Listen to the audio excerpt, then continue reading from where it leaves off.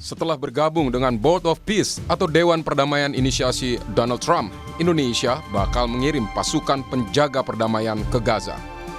Tentara Nasional Indonesia menyebut jumlah pasukan dan waktu keberangkatan memang belum diputuskan. Namun yang jelas, TNI siap karena memiliki pengalaman mengirimkan pasukan ke daerah konflik. Saya kira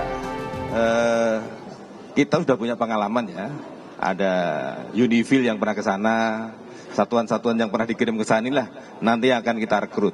Jadi bukan satuan-satuan yang belum pernah tugas ke sana. Kita kalau tidak salah sudah mengirimkan dari tahun 2008 ya.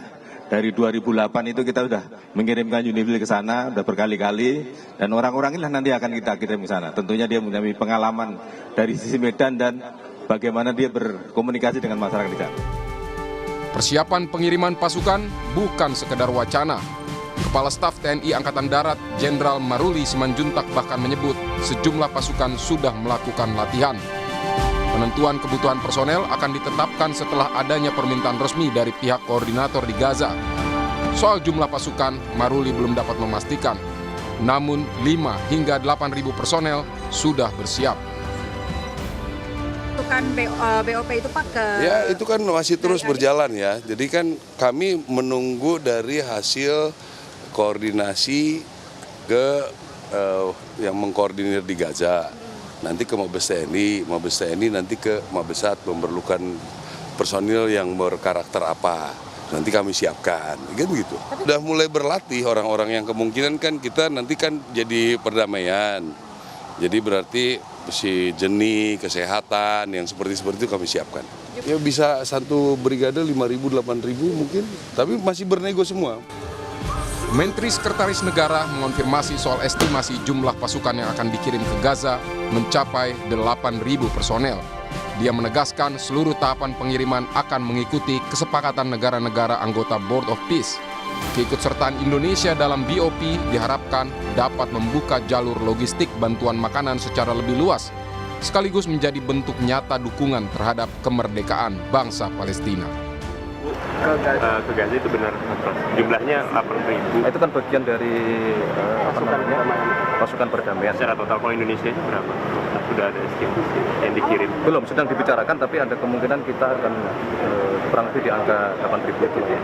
Kalau lokasi totalnya kurang lebih sekitar 20.000. Kalau secara militas negara maksudnya, tapi kalau kita total ya, bukan Indonesia. Kalau lokasi penempatannya udah ada kemana? Ada pokoknya di Rafah. Belum. Kalau kita baru mempersiapkan diri aja kalau sewaktu-waktu sudah dicapai kesepakatan dan kita harus mengirim pasukan perdamaian, tentu itu sebagai sebuah komitmen itu akan kita lakukan. Dan yang pasti adalah berkenaan dengan masalah BOP serta dengan seluruh turunan teknisnya. Ini kan bagian dari komitmen bangsa kita untuk tentu yang pertama kan kita menghendaki pengakuan kemerdekaan kepada bangsa Palestina. Yang kedua bagaimana kita melakukan upaya untuk bisa membantu masyarakat di Gaza. Makanya kemudian kita Indonesia beserta dengan 7 negara Muslim yang lain memutuskan untuk bergabung di Board of Peace tersebut. Setidaknya itu kita berharap akan mengurangi eskalasi. Mengenai pasukan yang bakal dikirim ke Gaza, Komisi 1 DPR menekankan agar jumlah pasukan yang dikirim tidak dalam jumlah besar, mengingat area Gaza yang tak terlalu luas. Selain itu, Komisi 1 DPR juga menyoroti soal pembiayaan pengiriman pasukan agar lembaga yang mengeluarkan mandat bersedia membiayai. DPR juga mewanti-wanti agar pasukan Indonesia jangan sampai terseret konflik bersenjata manapun. Intinya, hemat saya tidak perlu terlalu besar seperti yang 20.000 itu. Tentu kan teman-teman di Kemhan sudah punya ukuran. Kalau jalur Gaza sempat saya pelajari itu luasnya 45 km persegi. Itu lebih kecil sedikit dari Jakarta Pusat. Siapa yang menjadi lead biar itu nanti ada rundingan di tingkat presiden. Tentu kita berdoa ini lebih seperti peacekeeping forces, penjaga perdamaian, dan membantu percepatan perbaikan Gaza. Wah, kalau itu tidak cukup. Karena kita memang sudah kasih catatan bahwa 16,7 triliun pun juga itu sudah susahnya minta ampun carikan. Dan kalau itu ditambah lagi dengan pengerahan pasukan, maka pasti akan lebih susah lagi. Oleh karena itu kita minta siapapun yang mengeluarkan mandat itu berarti dia bertanggung jawab untuk di situ. Untuk pembiayaannya. Punya catatan khusus untuk pengerahan pasukan itu. Yaitu adalah pasukan Indonesia tidak boleh terlibat konflik bersenjata dengan pasukan manapun. Yang kedua, tidak boleh terlibat dengan sipil manapun. Baik. Jadi tugasnya betul-betul itu secara spesifik ZENI dan medis. Pakar hukum internasional Hikmahanto Juwana menyoroti mandat penugasan pengiriman pasukan. Apakah di bawah naungan PBB atau Dewan Perdamaian bentukan Trump, Board of Peace. Dia juga mengingatkan soal kehati-hatian pertimbangan pengiriman pasukan perdamaian RI di tengah konflik antara Israel dan Hamas.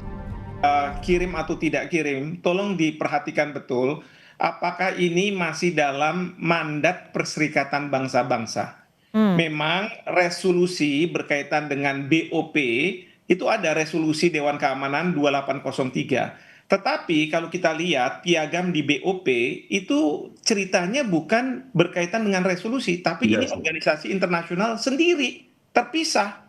Yang Trump jadi chairman-nya dan lain sebagainya itu. Nah, tentu kalau misalnya resolusi Dewan Keamanan memandatkan untuk dibentuknya ISF, International Stabilization Force, dan di situ Indonesia berpartisipasi, saya katakan silahkan.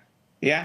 Tetapi tidak di dalam konteks kalau misalnya bukan mandat dari PBB, karena kalau misalnya bukan mandat dari PBB, ini pertama kali kita ikut. Oke, kalau mandatnya berasal dari BOP gimana, Prof? Yang saya khawatirkan adalah kita akan menjadi pihak yang terlibat dalam konflik.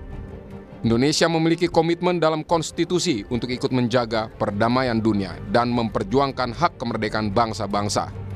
Namun, setiap kebijakan pengiriman pasukan perlu direncanakan dengan pertimbangan yang matang. Tim Liputan Kompas TV.